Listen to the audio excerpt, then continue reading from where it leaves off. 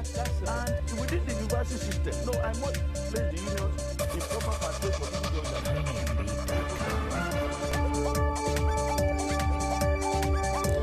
Hello and welcome to the program. I am DEJI360. After a long political and legal drama as well as intrigues, President of Nigeria's Senate Bukola Saraki last Tuesday eventually appeared before the Code of Conduct Tribunal to take his plea in his trial over alleged falsification or false declaration of his assets. He pleaded not guilty to the 13-count charge of corruption leveled against him by the Code of Conduct Bureau. Saraki, who had initially refused to appear before the tribunal, eventually surfaced after an appeal court rejected his request to stop the trial.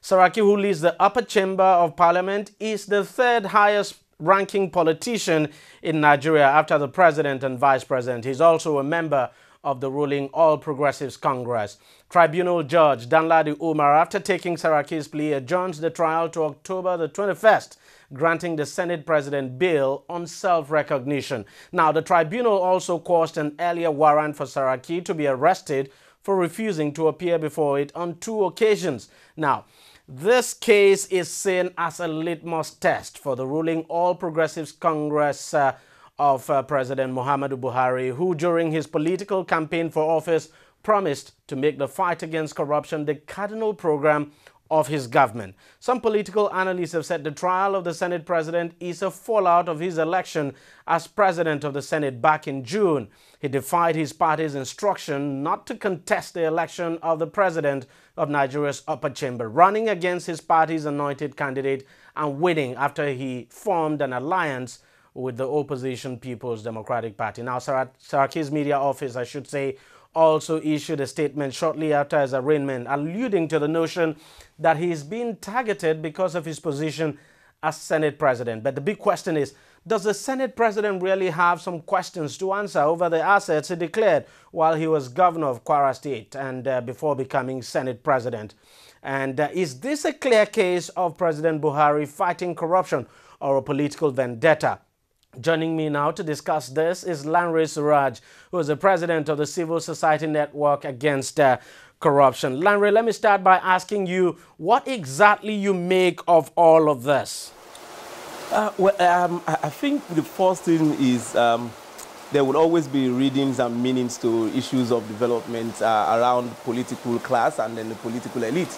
Also, the fight against corruption will also be given different colorations by people who are affected.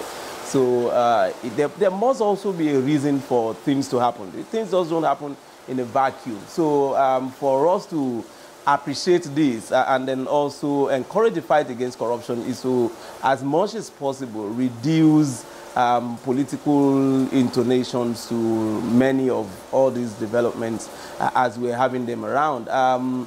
The charges, which is most unfortunate anyway, and you also read that from the political office holders and then also their advisors. They ignore the substance of the issue and then they just try to distract the people by reading the sentiment and then also getting into political statement. He has not actually come forward to refute many of the allegations that are contained in the charges, but rather speaking more about the reasons for his persecution or prosecution, which means that he is not disputing the fact that he has committed those crimes, but he's just challenging the fact that he is the one that is being picked. So the fact that you're the Senate president, you don't actually go to the glass house and start throwing stones. And then when you know that you also have baggages around you, then you want to be careful in terms of what you do. So if his party is actually exposing him, because the political elite have a way of protecting themselves and their own. So once you foul those who you expected to protect you, then you should be expecting that they would also expose you.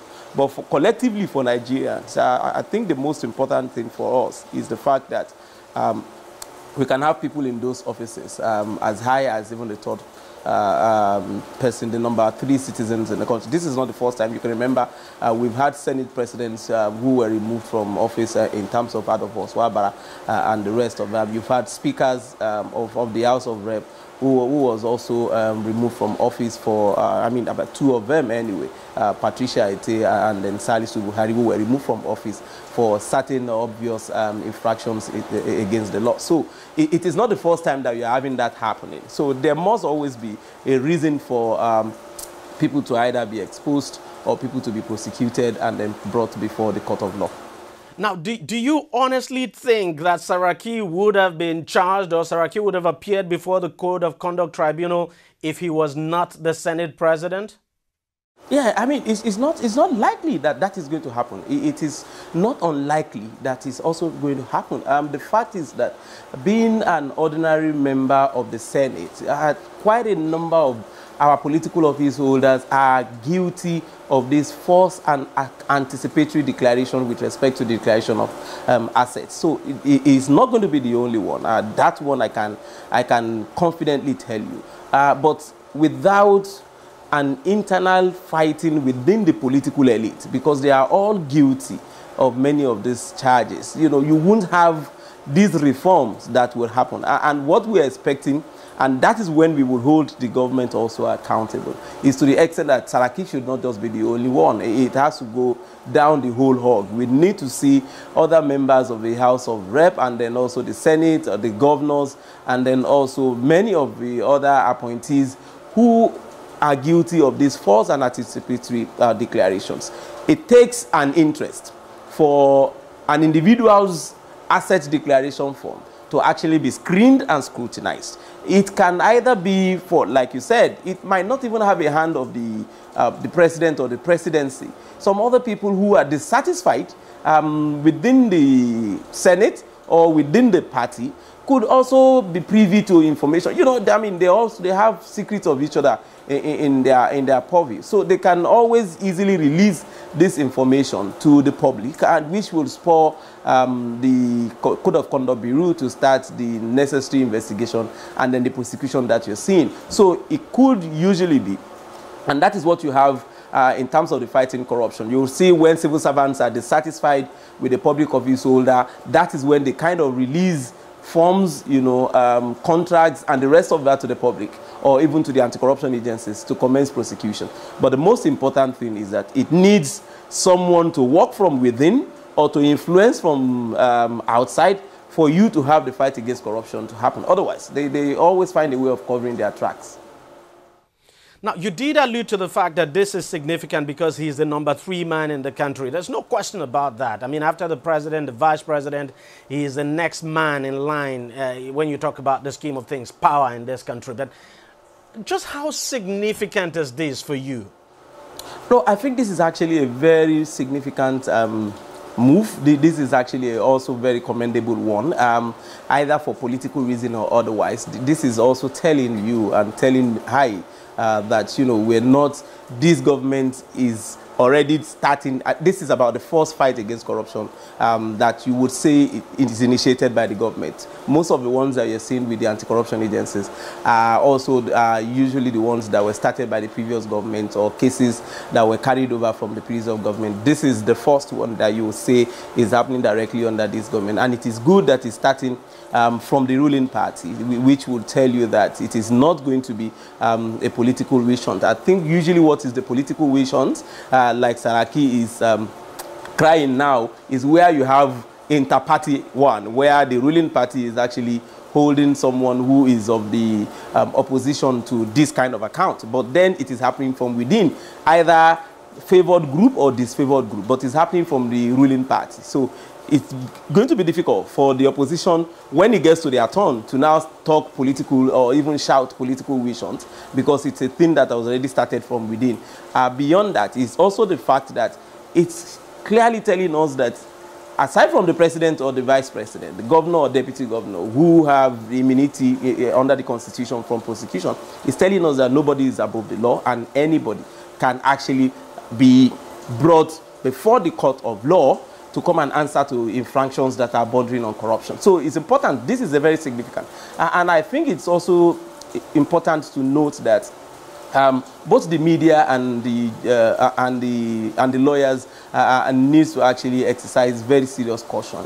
You can hear when the president said that he was advised by his lawyer not to appear before the tribunal on the frivolous and spurious argument that the Code of Conduct Tribunal will obey the court order, where there was actually no court order. And the media also went to press, saying the court has actually granted restriction or an order restricting the Code of Conduct Tribunal from actually arraigning Saraki, which was not the case.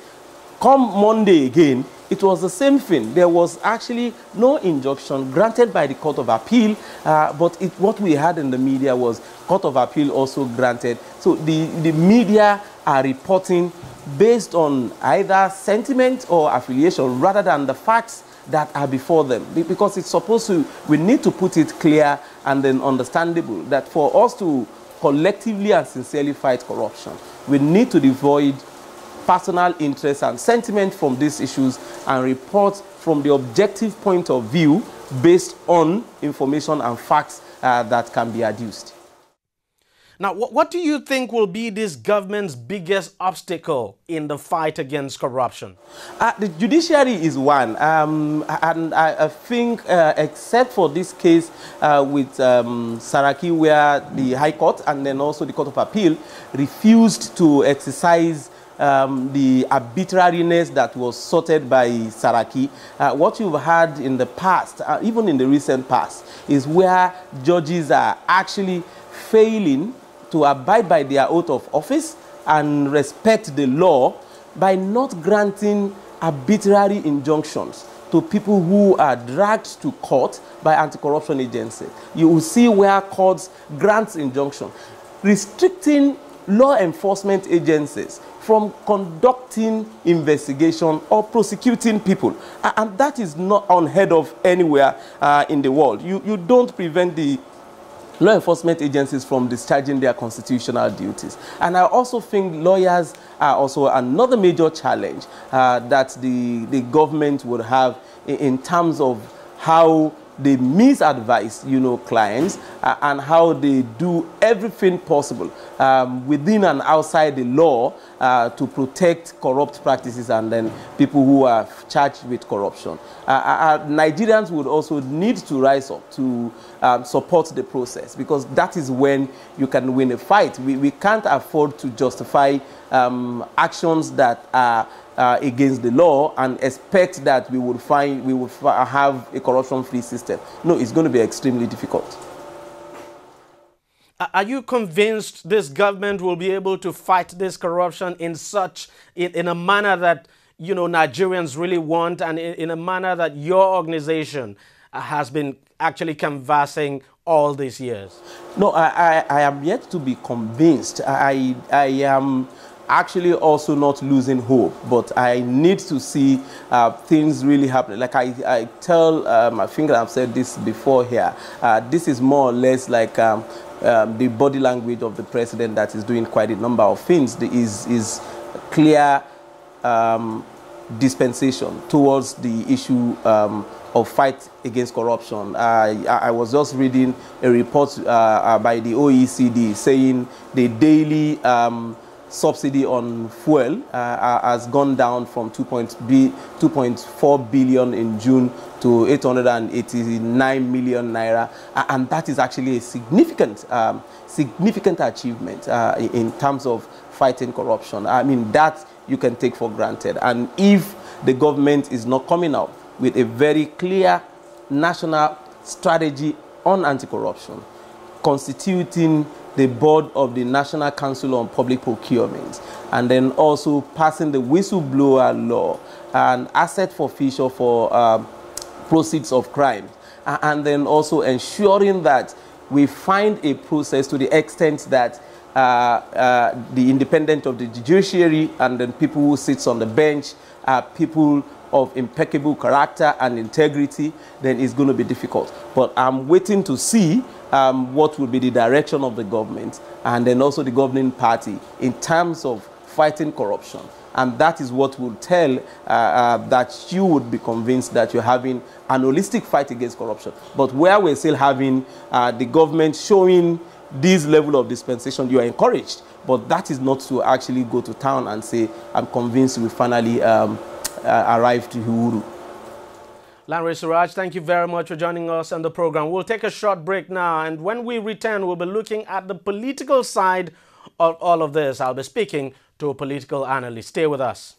Every day, every hour, and every minute, news break in Nigeria. Things happen so fast, it's most times difficult to track and comprehend them. But that's what we do right here on DEJI360. 2015, would you want to come back again? It's like asking Jesus Christ if he knew he was going to die, will you want to come back as the savior of the world again? We do not just help you track the stories, we break them down, explore all the angles, analyze the issues so that you can fully comprehend the stories and use them to make the right decisions.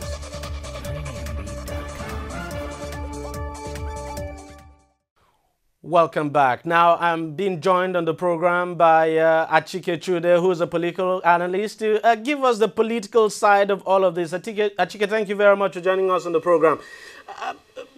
Politically speaking, do you think Saraki would have appeared or would have been arraigned before the Code of Conduct Tribunal if he had not defied his party to contest the position of the Senate president and then formed, if you like, call it an unholy alliance with the People's Democratic Party to win that Senate presidential election? There's the possibility that he might not have been arraigned if he had not defied the position of the party. But I do not think that this is as a result of his defiance. I think other things have happened, within the system. In the country. Do not forget also that the APC has been in the process of trying to manage the crisis that emanated after the election of Bukola Saraki as the president of the Nigerian Senate. And so the party found itself in an awkward situation where it would appear that, it would appear that the party, that is the APC, found itself in an awkward situation where people were beginning to point fingers at the ability or inability of the APC to put his house in order. So the party really had no choice than to try and ensure that swords were sheathed, and that they could carve out, a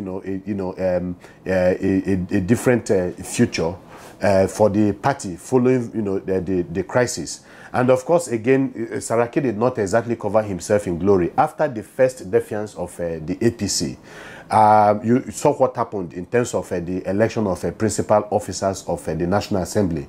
Dogara, to a very large extent, complied with the directive of the party and compromised, important compromises. But it would appear that the Senate President Saraki went, ahead and did exactly what he needed to do, thereby further and, causing a lot of consternation within the APC. So it is not as if he had not become the Senate president, this would not have happened. But this is happening because of all the other dynamics that have played out within the ruling All Progressive, Congress party in the country. And it would appear that one way or the other, that Saraki seems to have stepped foul, on the wrong footing with the leadership of the party, with the way he has been carrying on. But you see, regardless of this, Nigerians have been making all kinds of allegations, trying to change the narrative, from what it really is. And the question we'll always ask, at the initial stage during the Obasanjo presidency, people asked the question, people accused Obasanjo of witch hunting his political enemies using the EFCC. But the question that was asked then still remains relevant. Yes, perhaps there's a witch hunt going on, but the truth or the reality is, these people that are being witch hunted by no rebuttal of the EFCC, did they actually do anything? So these are some of the questions, really that you have to ask yourself. I think that is the bottom line. It is said that he who lives in glass houses, in a glass house should not throw stone. Has Saraki been living in a glass house, and has he been throwing stones? If he has been living in a glass house and throwing stones, then I think he would have himself to a very large extent to blame for the unfortunate thing that is going on right now. So basically what you're saying is that, look, let's face it, even though there's a political motive to all of this, the fact is that the Senate president probably has a question to answer. Deji, there's always a political motive in politics, and what you are seeing, these are political actors. These are with political interests, all kinds of divergent political interests and so on. So these things are normal. And, this issue of things happening and then people want to impute more. There will always be motives. That is the issue. But I think if there's anybody that's in a better position now to cover himself in glory, there's no other person than the, than the principal personage at, at this point, Bukola Saraki himself. If he's covered in glory, if he has nothing to hide, if he has discharged himself well, in consonance with the constitution and the laws of this country, and so on, then I can tell you that there is nothing his traducers will be able to do to him. They can never, because you see, truth in itself is a force. And so if Saraki has the force of truth, the force of morality and right political ethics, then I can tell you that there is nothing anybody can do to him. And of course, do you think Saraki did himself any good when he tried to prevent the Code of Conduct Tribunal from trying him? I mean, by going from the Federal High Court to the Appeal Court to try and stop the trial altogether? No, you see, there is no justification anybody can give, over, or that I think the Saraki camp can give over his refusal to answer a legally constituted, body in this country. Even if you question a little bit of, some of the things that you might not agree with regards to the summons. But the reality is that you are the number 3 citizen in this country. The reality is that you are the chief lawmaker, or in the National Assembly. Or the reality is that when you make these laws, you expect these laws to be obeyed, not just by the poor, but by the rich and powerful also. So he had an opportunity to show Nigerians the respect that he had for the laws of this country. And I do not think that, regardless of, we were told that it was, he declined to come to the Code of Conduct Tribunal sitting on the basis of the advice by his lawyer. But I think that he should have discarded the advice of the lawyer and tried to ingratiate himself to the Nigerian public, who will now see him as somebody, regardless of his position, regardless of his influence, regardless of his power, is willing to act in conformity with the laws of the Nigerian Federation. And I think in that sense, he really, did not pass the test. And so it has damaged him politically, because he has given the impression of somebody who is disdainful of the law. All he needed to do, I think, was appear there and try to clear his name. And talking about damage, how much of a damage do you think this will be to the All Progressives Congress? And do you think we are seeing the party get, the party is getting, do you think the party is getting more divided, and that at the end of all of this, the center might just not be able to hold? No, I do not think we can talk about damage, emanating from this for the All Progressive Congress, the APC. I do not think so.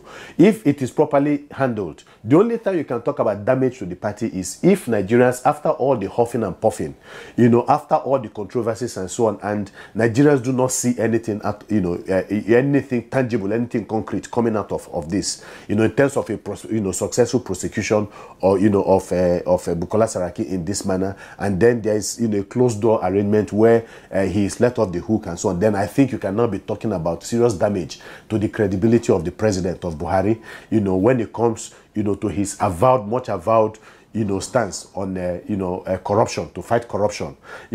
So I think that it's about the ability of this matter to be settled in a way that is equitable, in a way that is satisfactory to the ordinary Nigerian, to most Nigerians, that can either determine whether the the APC will gain credibility from this or lose political capital from this. It's the ability to handle it. Now, one other thing I want to say is this: it's also a very good, opportunity for the APC to prove that all of this while that they've been making claims of corruption against the People's Democratic Party, that it was also ready to look inwards and look at its own people, because that has been the major weapon of the People's Democratic Party, the PDP, the party in opposition, that they were concentrating too much on, the opposition or people who had governed the country, in the past dispensation, and that they should also look inwards, because the same malfeasance that characterized the conduct of the PDP while in power is also attributable to the APC. Therefore, it is going to put the APC in a very good position in case tomorrow they want to go against anybody within the People's Democratic Party. People are going to naturally point out and say, look, this happened, with the number 3 man in this country, who is APC. who is a member of the APC. You know, another thing I want to ask you is, at some point, some people, I should say, are beginning to get that feeling that Saraki is not really considered an APC member by some top members of the party. No, I do not think it has to do with that. I think it has to do essentially with the ambition of, Bukola Saraki. It has nothing to do with which political platform he wants to use to achieve his political ambition.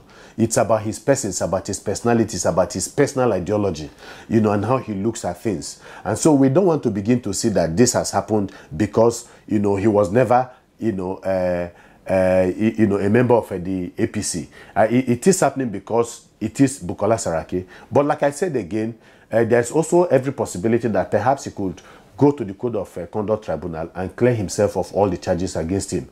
And that would be good for him as a person because it will relaunch him in terms of his political career. But if he's not able to do that, it will diminish him and would have caused a permanent political blow to him. All right, Achike, thank you very much for joining us on the program with your wonderful contributions there. Thank you very much. All right, we'll take a short break, and when we come back, we'll be talking to the founder of Ben Television United Kingdom. He'll be bearing his mind on what is actually going on in the country at the moment. Stay with us.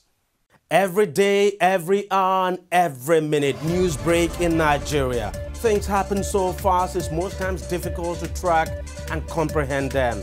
But that's what we do right here on DEJI360. 2015, would you want to come back again? It's like asking Jesus Christ if he knew he was going to die, will you want to come back as the savior of the world again? We do not just help you track the stories, we break them down, explore all the angles, analyze the issues so that you can fully comprehend the stories and use them to make the right decisions.